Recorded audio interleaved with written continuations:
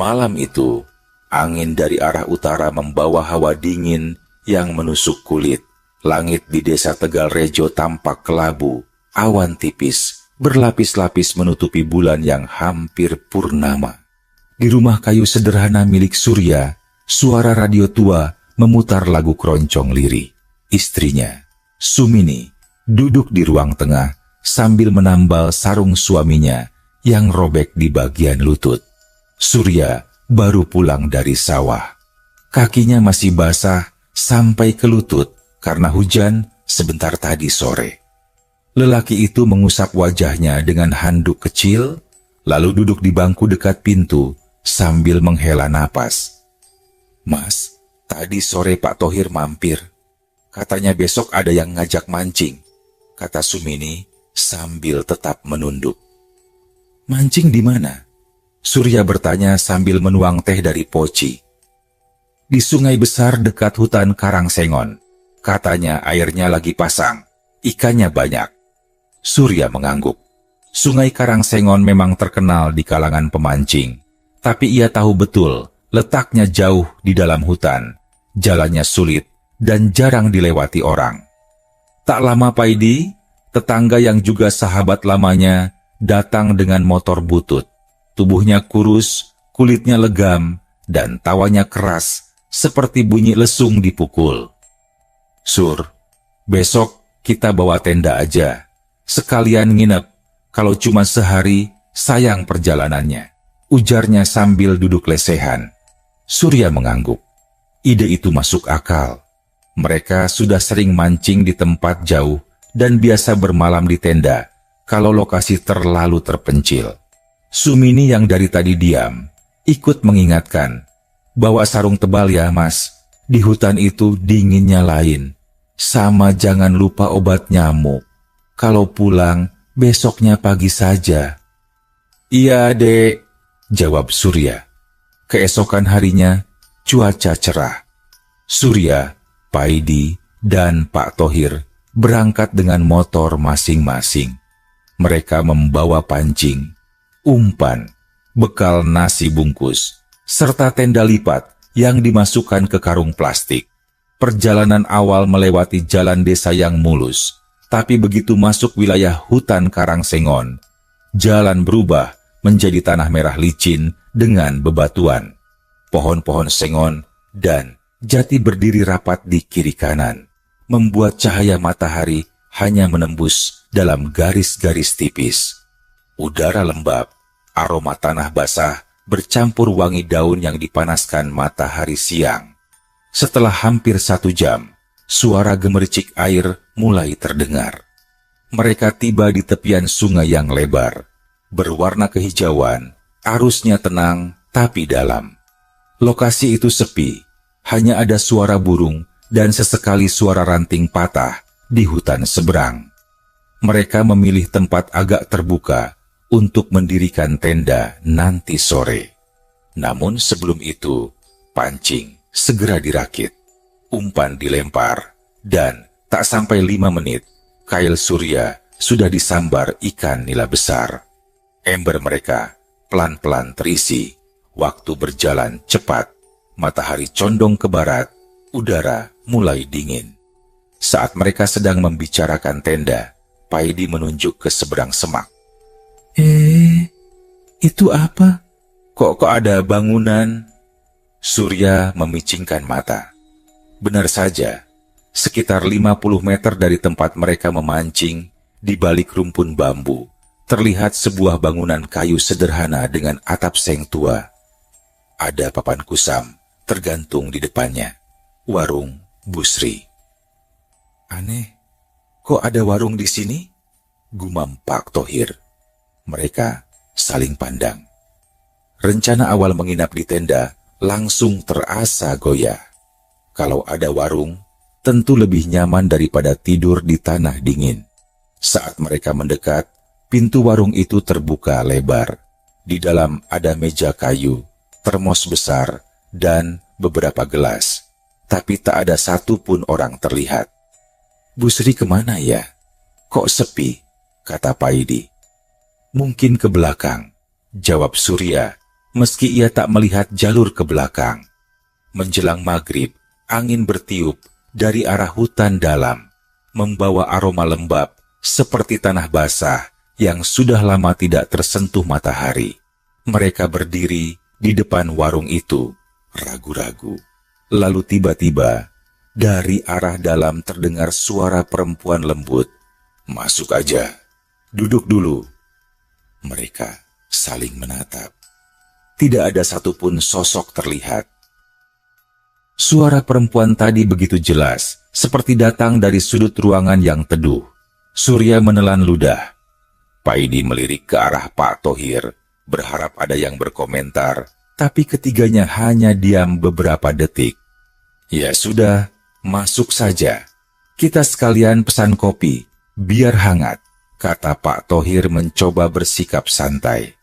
Mereka melangkah masuk. Lantai warung terbuat dari papan kayu yang sedikit berderit saat diinjak.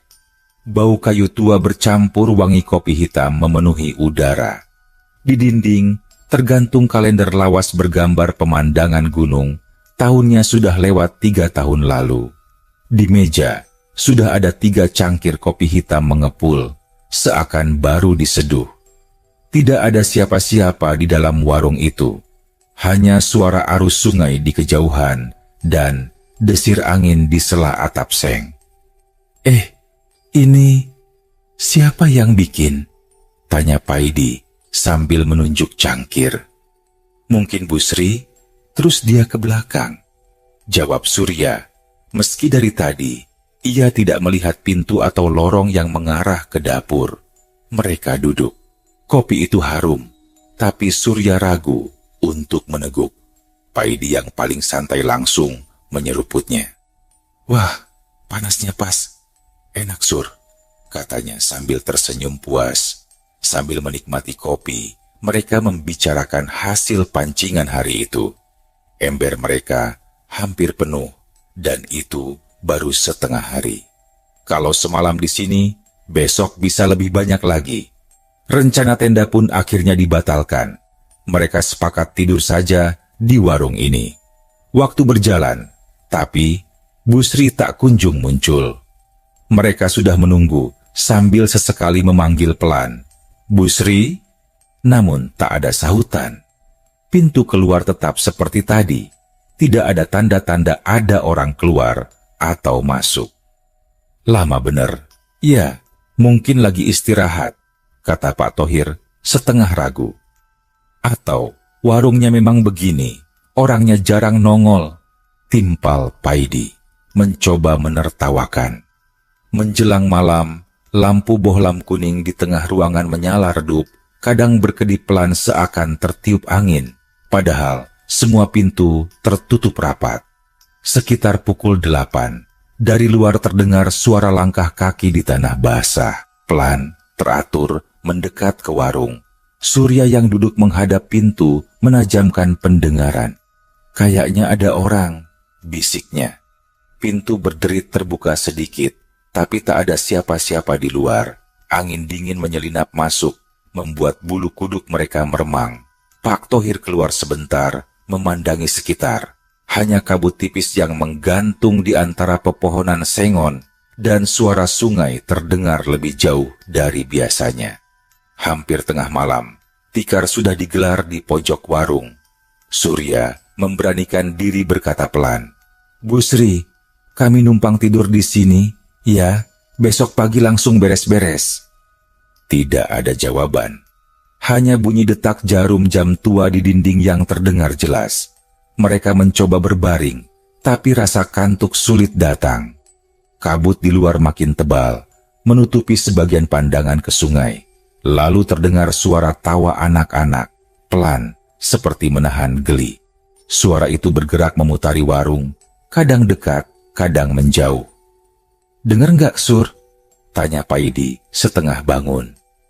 "Iya, kayak anak kecil." "Jam segini, di hutan," bisik Pak Thohir. Nadanya mulai tegang. Tawa itu perlahan mereda, berganti bunyi di atap seng, teratur, seperti buah jatuh berulang-ulang. Surya membuka pintu. Udara dingin langsung menyapu wajahnya. Ia menatap ke atas, tapi tak ada apa-apa. Begitu ia menutup pintu, suara perempuan yang tadi siang terdengar lagi, kali ini lebih dekat, seperti dari belakang mereka. Tidur saja, besok pagi dapat ikan banyak. Mereka saling pandang, tidak ada yang berani menjawab. Malam itu berjalan lambat. Suara tawa anak-anak sudah menghilang, begitu pula bunyi seperti buah jatuh di atap seng. Yang tersisa hanyalah desir angin dan derit papan warung yang sesekali terdengar seperti diinjak orang. Surya berbaring di tikar, tapi matanya sulit terpejam. Ia memandangi langit-langit kayu yang penuh sarang laba-laba. Di sebelahnya, Paidi sudah tertidur pulas, mendengkur pelan. Pak Thohir masih duduk bersandar di kursi, matanya setengah terpejam sambil memeluk jaket tipisnya. Sekitar pukul 2 dini hari, Surya terbangun karena mendengar suara gemericik air. Ia mengira itu suara sungai, tapi anehnya terdengar sangat dekat, seolah air mengalir tepat di luar dinding warung. Padahal mereka tahu sungai itu berjarak puluhan meter dari sini. Ia mencoba memicingkan mata, mendengar lebih jelas. Bersamaan dengan suara air itu, terdengar seperti suara seseorang mencuci sesuatu di dalam baskom. Gerakannya teratur, seperti mencuci piring atau gelas. Surya menoleh ke arah meja. Cangkir-cangkir kopi yang mereka minum tadi sudah tidak ada. Hatinya langsung terasa dingin. Ia mencoba membangunkan Paidi, tapi sahabatnya itu hanya bergumam dan membalikan badan. Tak lama kemudian, suara itu menghilang. Udara kembali sunyi.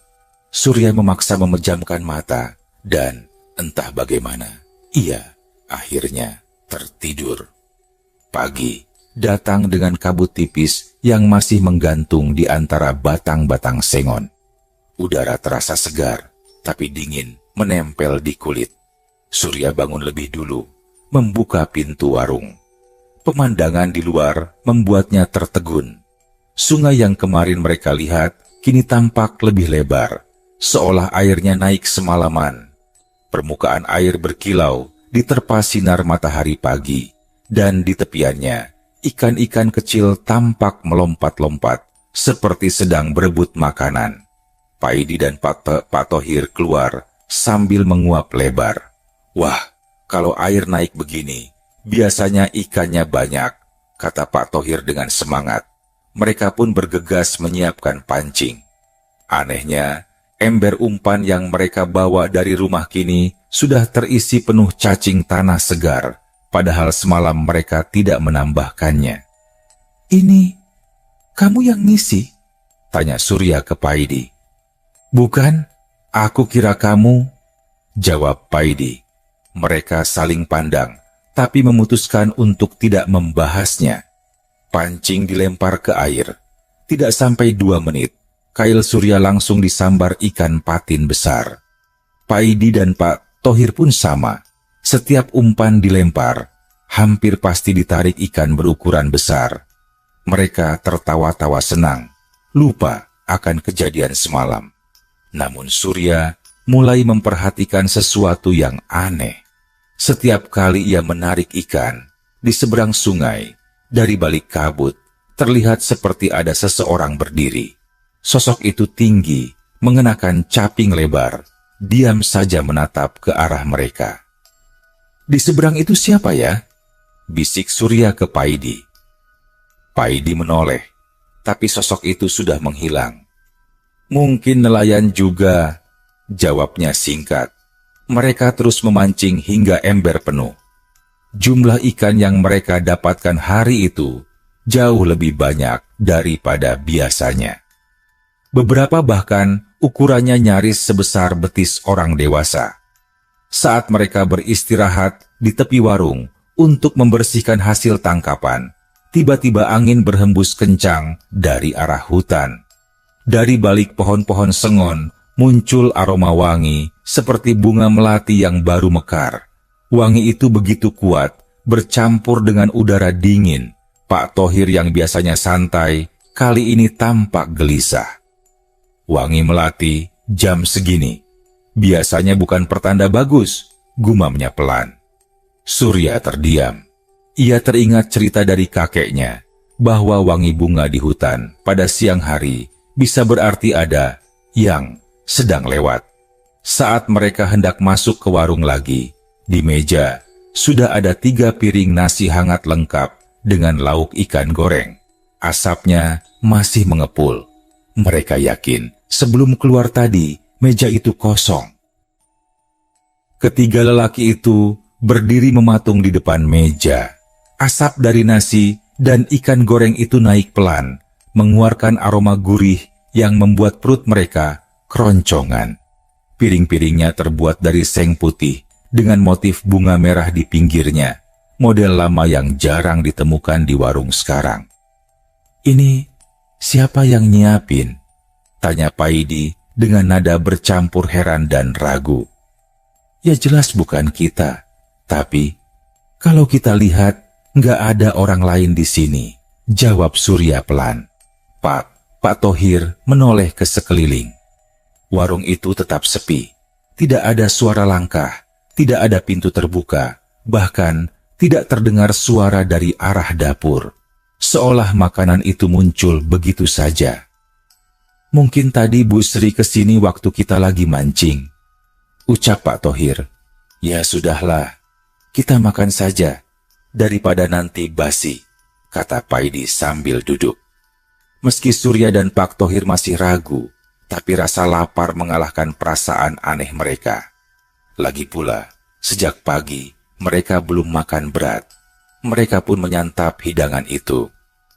Rasanya enak, ikan gorengnya gurih dan masih panas, nasi pulen, sambalnya pedas pas. Semakin mereka makan, semakin perasaan aneh itu hilang, digantikan rasa puas. Siang mulai beranjak sore. Kabut yang tadi sempat menghilang kembali turun, kali ini lebih tebal.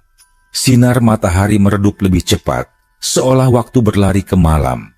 Mereka memutuskan untuk tidak memancing lagi dan beristirahat di warung.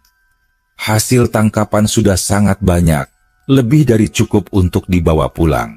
Namun, saat Surya duduk di kursi dekat pintu, ia melihat sesuatu yang membuat napasnya tertahan. Di tepi sungai, di dekat batu besar, terlihat 3 anak kecil duduk berjajar. Mereka tidak bergerak, hanya menatap ke arah warung. Wajah mereka tidak jelas terlihat karena tertutup kabut, tapi kain yang mereka kenakan seperti pakaian sekolah dasar zaman dulu, putih dan merah yang warnanya sudah pudar. "Paidi, lihat itu," bisik Surya sambil menunjuk. Paidi menoleh, tapi batu besar itu kosong.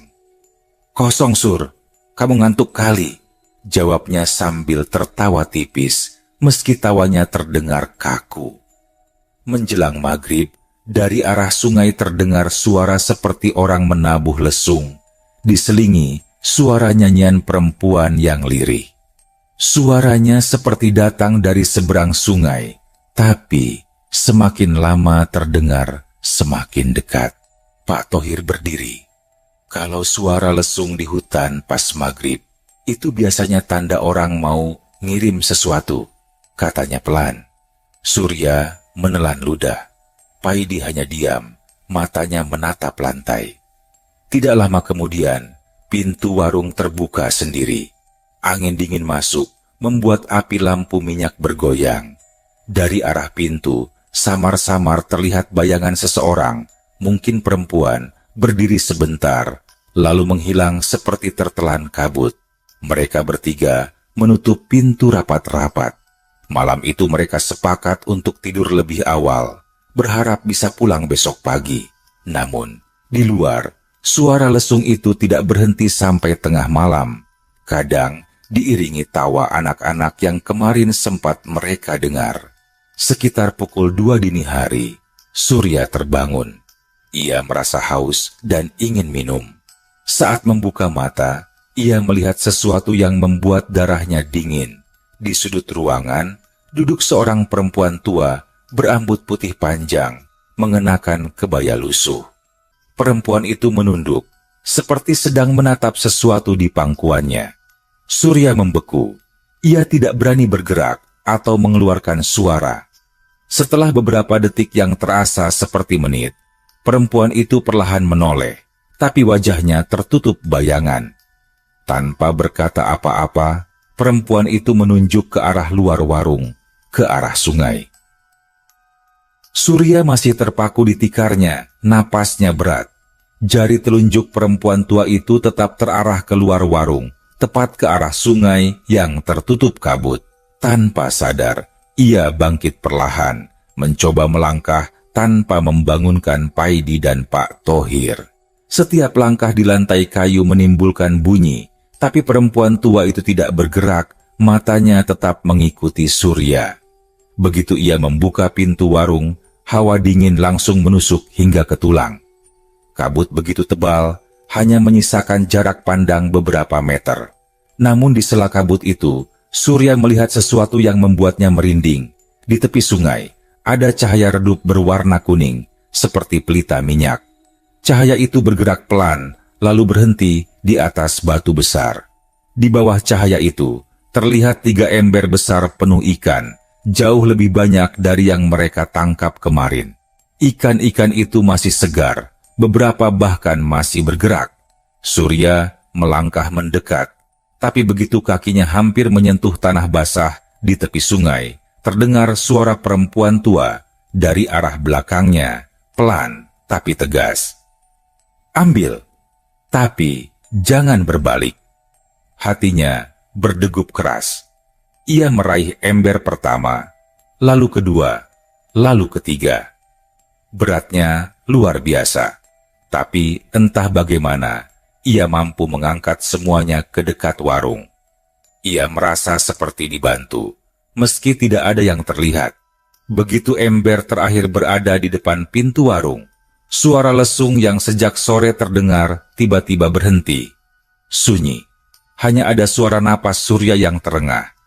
Pagi tiba lebih cepat dari yang mereka kira.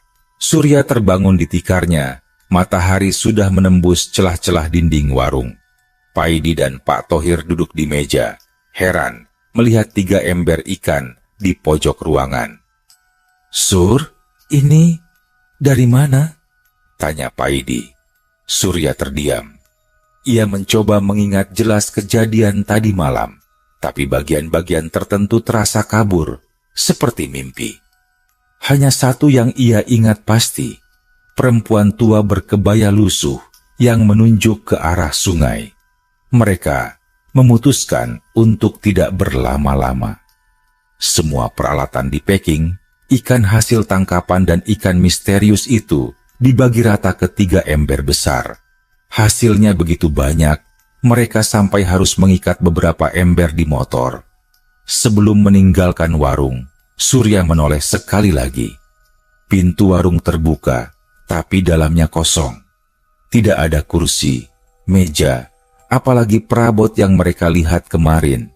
Yang tersisa hanya lantai papan lapuk dan dinding kusam. Tidak ada tanda-tanda bahwa warung itu pernah digunakan dalam waktu dekat. Pak Thohir dan Paidi juga melihat ke dalam. Mereka saling pandang, tak satu pun berani berkomentar. Perjalanan pulang terasa lebih singkat, entah kenapa. Begitu sampai di tepi desa, beberapa tetangga langsung menghampiri, heran melihat banyaknya ikan yang mereka bawa. Sumini, istri Surya, juga tercengang. "Mas, ini semua hasil mancing, kok bisa sebanyak ini?" Surya hanya tersenyum tipis. "Iya, rezeki dari sungai." Malamnya, mereka membagi ikan itu ke tetangga. Sebagian dipanggang untuk makan bersama, sebagian lagi diasap untuk persediaan. Desa Tegal Rejo malam itu riuh oleh tawa dan aroma ikan bakar. Namun, di tengah keramaian itu, Surya beberapa kali merasa melihat bayangan perempuan tua di kejauhan, berdiri di bawah pohon mangga dekat pagar rumahnya. Bayangan itu hanya diam, lalu perlahan memudar ketika ia berkedip. Keesokan harinya, Surya mencoba mencari informasi tentang warung Busri di hutan Karangsengon. Beberapa orang tua desa mengatakan, dulu memang ada seorang perempuan bernama Busri yang membuka warung di tepi sungai itu untuk para pemancing dan penebang kayu.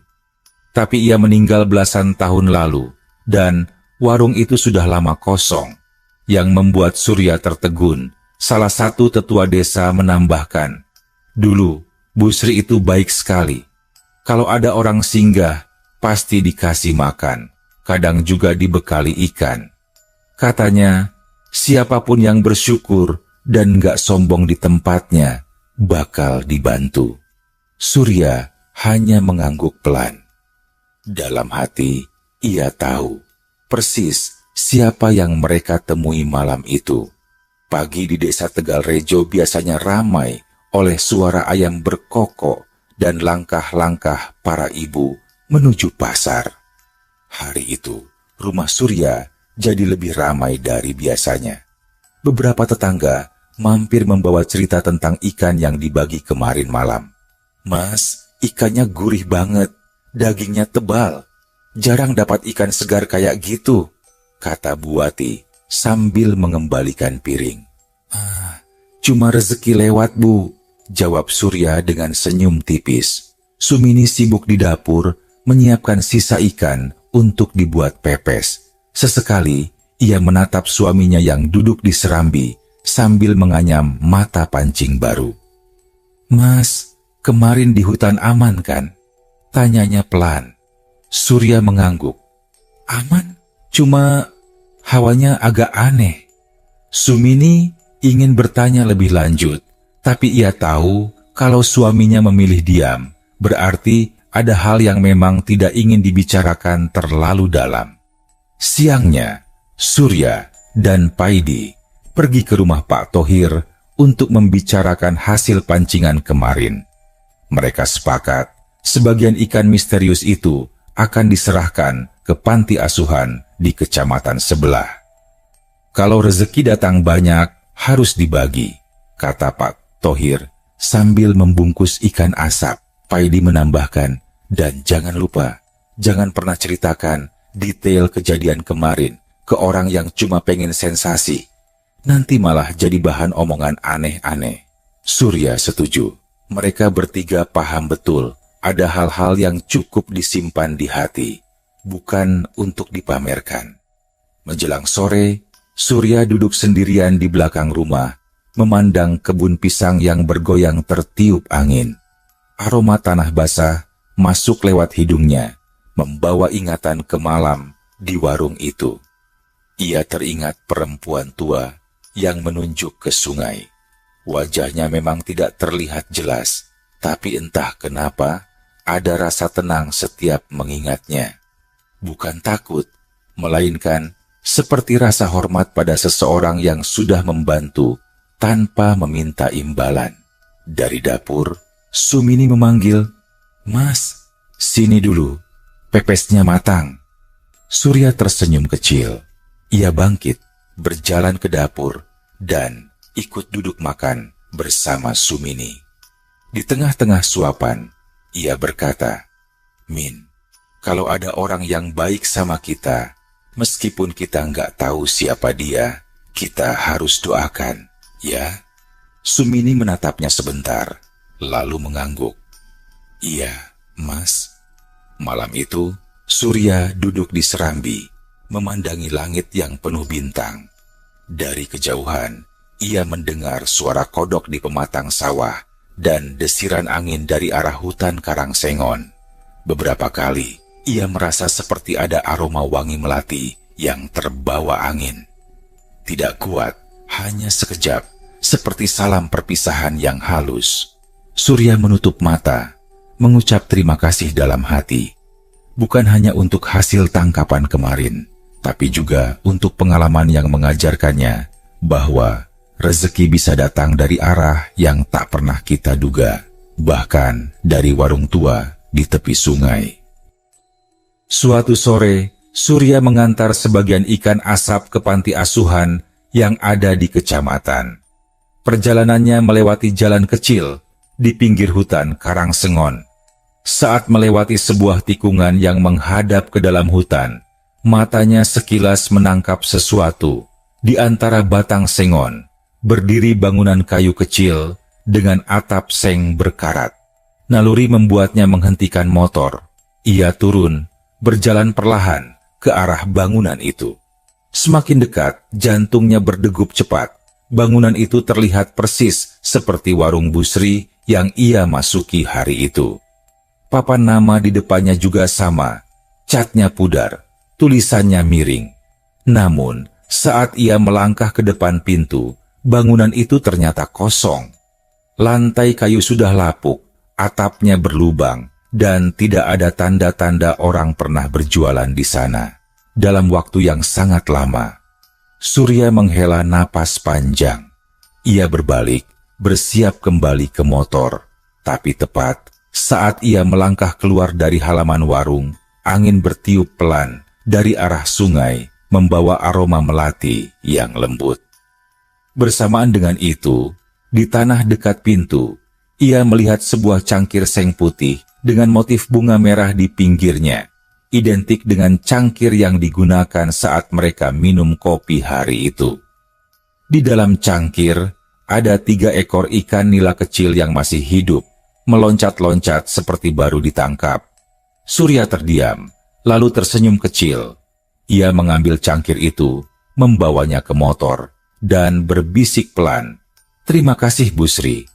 Malamnya, ia menceritakan penemuan itu pada Paidi dan Pak Thohir. Mereka sama-sama terdiam, lalu Paidi berkata, "Mungkin itu tanda Sur. Kalau kita pernah diterima baik di tempat orang, meski orangnya nggak lagi ada, doa kita sampai."